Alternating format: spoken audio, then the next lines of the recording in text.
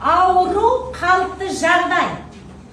Аурудан үрейленбеңіздер. Ауруды жау көрмеңіздер. Аурумен күреспеңіздер. Аурумен күресемін деп неше түрлі дұрыс емес емге, дұрыс емес бағыттағы емге жүрініп, өзіміздің әуелден Алла Тағалаға беріп қойған хикмет. Адам ағзасы өзін-өзі ретке келтіретін қабілеті бар. Соны бұзып алып жүрміз.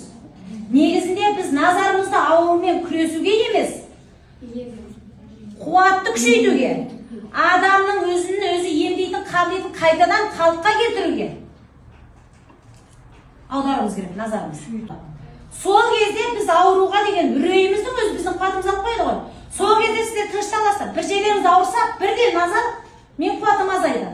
Қай жерім дұрыс болмай қалды?